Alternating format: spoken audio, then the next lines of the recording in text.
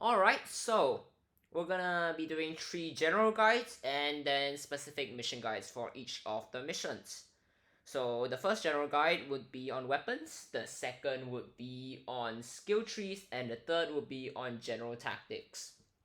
Now for weapons, we're gonna start the UP9. You can slap on sights onto it, you can slap on a suppressor, a muzzle brake, and you can put on a laser or a flashlight. The flashlight generally doesn't really have any use, and for the sights, you can put on a mini or a ring or a glow.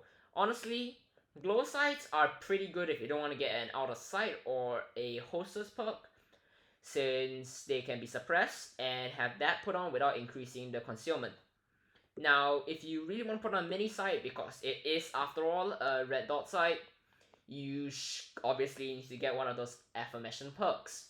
Now, the UP9 generally a stealth weapon, there's no real point in using it loud.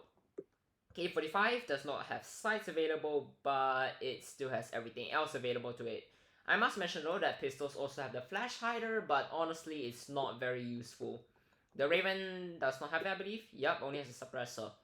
And the mini sight there plays very weirdly. However, for this you will need an extra concealment point, so be sure to get that. Now for SMGs. Okay, first of all, by the way, the pistols are generally all just for stealth. Or for one shot, but generally for stealth. S97, it's a submachine gun, and that's basically it. It shoots fast, faster than an F57, and can technically two-shot without much hassle for level 100. For level 75, you might have to twist around your skill tree a little bit, get enough vital targets to do sufficient damage. Now, it's the same as the pistols really, not including Raven because the Raven's really a unique person, and same for the K45. You can add a shorter magazine, which I believe decreases reload time, however, it does not really change that much. There's no real point to get it, except for maybe the concealment, so if you want to use it in stealth, go ahead. And then you can not even add a stock onto it. It's pretty concealable by default. Literally, you can put on a mini sight, a suppressor, not have any perks, and even a laser, and then as long as you put on a short magazine, it's concealable, and it's crazy. Now for SMGs, I generally would recommend muzzle brake for loud, but suppressor does quite well too. For the MM20, this thing doesn't have a stock on by default, so you might want to get that on. For the grip, it's generally best with the stubby grip, but some have said that the angle grip works quite well for it too. And then for the sight, just put on the sight of choice, and I need to mention this, but on this weapon, I really recommend the muzzle brake. I cannot recommend a suppressor on this. It's not that good, really. The only exception for this is if you're trying to use the MM20 as a sniper because of financial daily challenges, forcing you to use small arms, which I really hope does not happen again, just saying. Now for snipers, you basically have everything the same, and now there is no difference. Really, just put on a side of choice. Generally, this is the TG3X or the T4XS. I must mention though that the T4XS has a misaligned reticle, but you will get used to it if you use it a lot. LS6X, I'm pretty sure it's unique to the sniper. There's no real point. The crosshair is blurry, but if you want to use it, go ahead. Just saying though, it probably won't have use outside of score and maybe financial for that one sniper far away. Now for barrel, just put on a suppressor, man. Muzzle brake is really just gonna decrease the initial recoil climb. It's not gonna change much else. Flash hider, if you want to get that for some reason, go ahead. Suppressor also increases damage, so you know, maybe do that. I must note at this point that lasers actually reduce your spread, I believe, so it's genuinely a good choice to have it on, even in Shadow War when other people can see your lasers. Now for rifles, CBR-C, this is generally a sniper rifle. It's not really one that you could hold down and spam, but it can function as a sniper, however, it cannot gain the sniper mastery perk to pierce shields.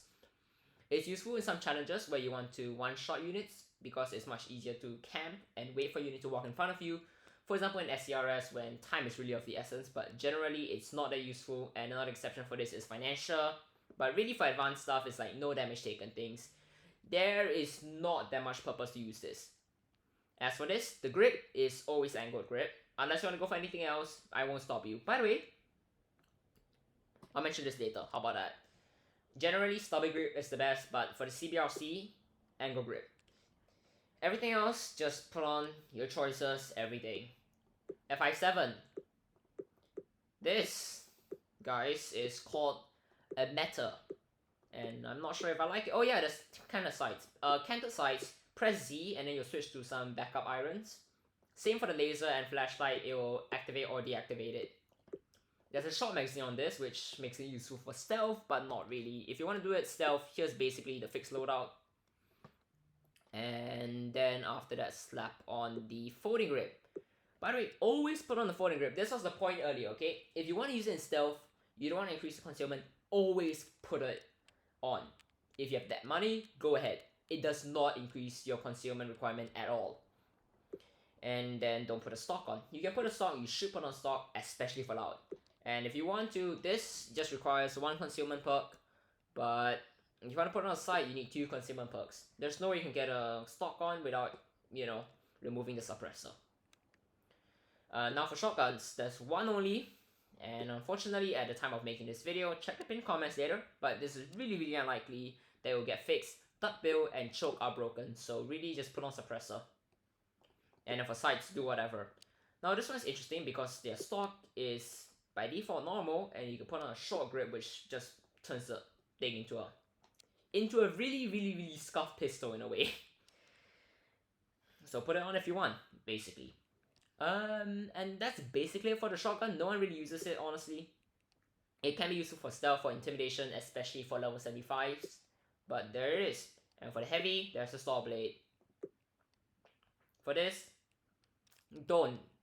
Just side of choice, stubby grip, and I think you're done. If you really want to be fancy, do this. Okay, I need to mention that there's of course the Thumper, which you can't access. In shooting range, it's used mainly as a breaching chuck tool, but it can be used as an offensive tool, especially to gunships, as explosives specifically do extra damage to them. You all are free to use that. And as a fun fact, that Raven, the so-called Cannon Raven, can be done by doing this. Put on chrome slide and then put on the map frame. And this is the Raven found in the Freelancer stories. Yeah, this is literally the Raven. So, I suppose that's it, y'all. Cheers, everyone. Have a great time.